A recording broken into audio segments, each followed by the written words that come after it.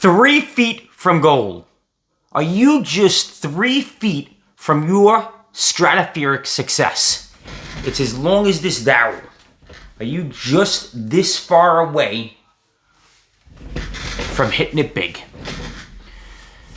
There's a guy, or a story told in Think and Grow Rich. That's where I first read this story. And this story is about 3 feet from gold. It's about an individual, Darby, that went from Maryland out to Colorado during the gold rush. We always associate San Fran with the gold rush. Colorado was involved in the gold rush also. He traveled out to Colorado and he laid his stake in the ground. He put his flag, he planted his flag, and he ended up hitting gold. So he covered it up and he traveled all the way back to Maryland. And he raised the funds from family and friends after showing them the gold. He needed equipment. And he brought his family in on it. And he was ecstatic. He was going to make everybody rich. Darby goes back out to Colorado. Starts deploying all of his resources. Tracks for the buckets that he was going to wheel into the mine. Specialized tools to mine the gold and pick away at it. He digs and out comes the gold. He digs and out comes the gold. He digs and out comes the gold. He's finally going to make it big. And then he digs and there is no more gold. And he digs a little bit more. Still no more gold. A little bit more and still no more gold. Darby makes the hard decision that he has to sell off his supplies, all of his equipment. He finds a junk salesman and he sells that equipment off for pennies on the dollar, a couple of $100. And Darby goes back to Maryland, essentially a failure. That junk salesman hires a geologist. And he is talking to the geologist. And the geologist says to him, sounds like a fault line. You see, gold is, how can I do this? Gold is here, right? There's a vein of gold. And you're coming along and you hit that gold. This is what Darby did. Darby hit the gold. But then Darby mined through the vein and came out the other side. And when he came out the other side, there was no more gold. That fault line moved. All Darby had to do was go back to the gold where he hit gold, turn 90 degrees, and continue on. And that's what the junk salesman did. The junk salesman, on the advice of the professional, the geologist, he went back to where Darby hit gold. He turned 90 degrees and he started digging again. And he hit gold 3 feet away. Darby was just, all he had to do was make a small shift, just 3 feet. Darby read this back in Maryland, and Darby swore to never let that happen again. Darby went on to become one of the most successful insurance agents in the land. He went on to sell $1 million worth of insurance. And back then, that was a lot of money. And he paid his family and friends back. And he found his success. But he found his success because he didn't give up in that endeavor of insurance agent. And he didn't give up his endeavor in insurance even when he hit challenges because of what he learned mining for gold. 3 feet from gold is on my wall. It's on my wall for when I hit that same wall, when I'm starting to feel that same frustration, when things aren't working out, when I'm thinking about throwing my hands up and just giving up. I'm on a mission right now to help 112 million people. I'm on a mission right now to do 100 videos in 100 days. There have been times, I'm in the 40s right now on that endeavor, but there's been times in the past where I'm like, I can't do this. This is, it's not going anywhere. I'm not helping anybody. I have to worry about taking care of the house. I have to worry about the preschool. I have to worry about my real estate. What am I doing here? I've had those thoughts. But I persevere through it because I sit here and I say, no, 3 feet from gold. I'm helping somebody. There is absolutely, I'm chipping away at that 112 million people goal because I know that somebody out there is going to hear something that I say and it's going to have that ripple effect. And I come back to the table and I figure it out. There's a story they tell in the book 3 Feet from Gold. There's a story they tell about a guy named Dave Lineker. Now, that's not a household name. I'm kind of in the business, and I didn't even hear the name. But you definitely heard about the company. Dave Lineker was an individual that started a company back in the 70s. Back in the 70s, there was a lot of economic chaos. And he was feeling that chaos. He went out and he raised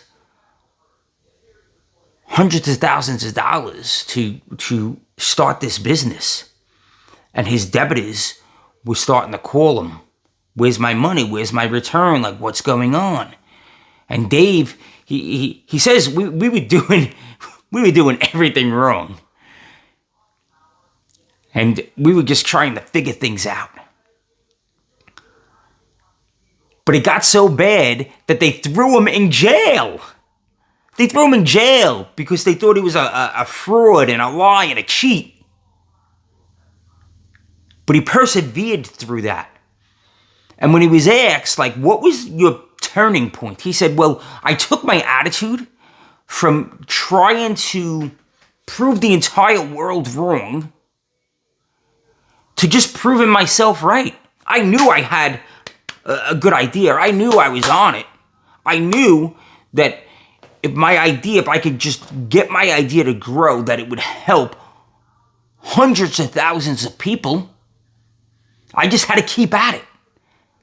So I decided to prove myself right. And when he came back to the office, he picked up that phone and he called every one of his creditors. And he said, this is the deal. Don't give up on me and I won't give up on my dream. Don't give up on me and I will pay you back a little bit every week. Whatever excess I have, I will pay you back. $5 here, $10 there. But just don't give up on me. And they all stayed with him. And now we know Dave Lineker as Remax Real Estate. That's right, Remax Real Estate was founded by a guy that was first thrown into jail as a liar, a cheat, and a fraud, in which he wasn't, but he had to overcome that. Think about KFC, Colonel Sanders. 1,009 times his recipe was rejected. 1,009, could you go through, I don't even know if I could go through 1,000 rejections. But he knew he had something. And he stayed the course. Edison's probably the most well-known. Thomas Edison's probably the most well-known. 10,000 filaments. Imagine if Edison didn't stay that course. Imagine Edison gave up on 9,999. He just threw his hands up in the air. I'm done with this. I'm fed up.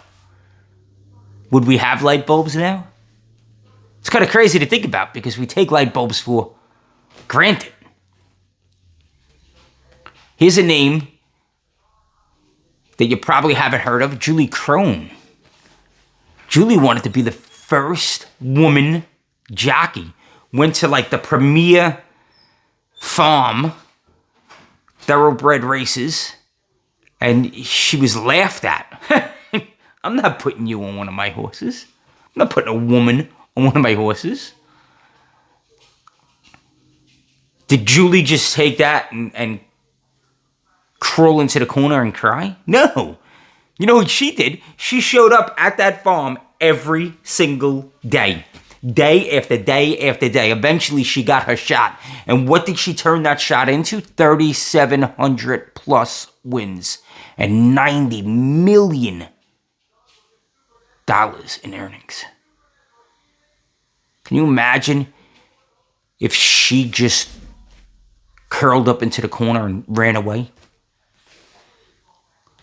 One of the prized possessions in the mindset field, in the personal development, right? Like the Bible. What's the Bible in personal development? It's Think and Grow Rich. 13 publishers. 13 publishers before Think and Grow Rich actually got published. Like, the text is still in print and used and referenced thousands of times a day, 100 years later.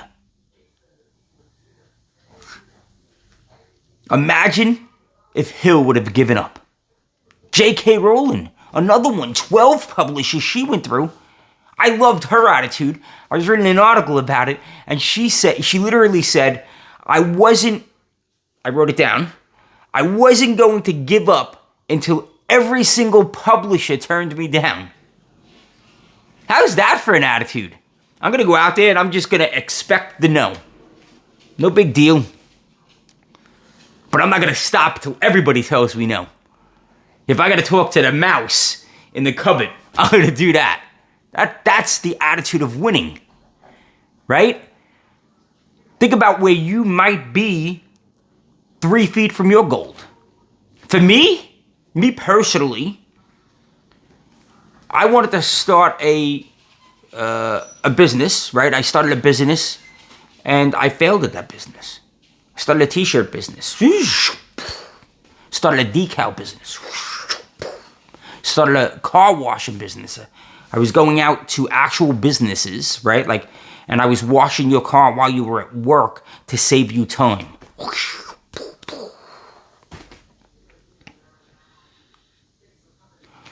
Then I came along and I came up with this idea of a Mommy and Me Center. It's the evolution of my preschool. My preschool started out as a Mommy and Me Center. But when I went out there and I pitched that idea, people were like, that's a business? Mommy's playing with kids? Isn't that what they do? No. You obviously haven't been home with a screaming kid, right? It was about giving moms a place that they could go and have adult interaction, that they could get out of the house, that their kids could become socialized, right, with other kids. They could see other kids, play with other kids, but that the moms could also do the same thing. Moms, I will say it till the cows come home, right? Moms are special individuals.